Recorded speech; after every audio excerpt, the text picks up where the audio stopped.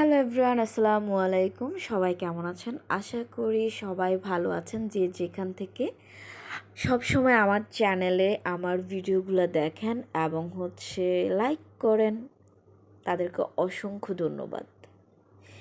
এই প্রচণ্ড রোদে আসলে খুবই কষ্টকর, কারণ রোদটা এত বেশি মনে হচ্ছে যে স্কিনটা জ্বলে যায়।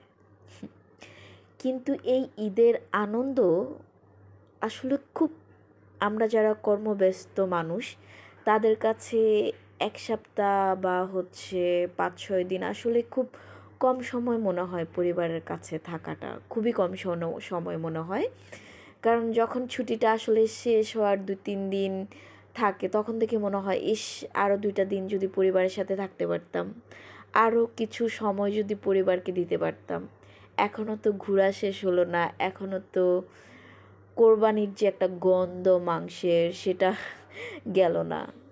আসলে সব মিলিয়েই পরিবারের কাছ থেকে আমার মনে হয় যারা কর্মব্যস্ত মানুষ তাদের আসতে ইচ্ছে করে না, ইচ্ছে করে যে আরও কিছুদিন পরিবারের সাথে আমরা থেকে যাই।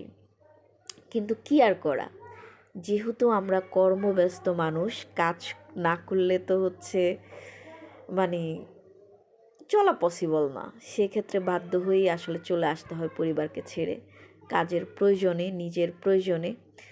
সো সেই সুবাদেই চলে আসলাম।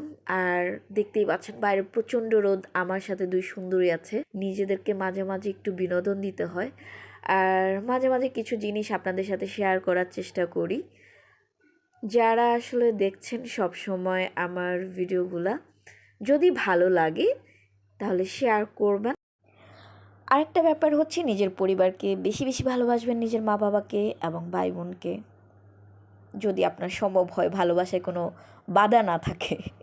আরেকটা ব্যাপার হচ্ছে, চা বা কফি লাভার আমার মতো কয়জন আছেন যাদের সারাটা দিন একদম মাটি হয়ে যায় চা না খেলে? এই যে কাজের ফাঁকে চলে গেলাম কফি খেতে।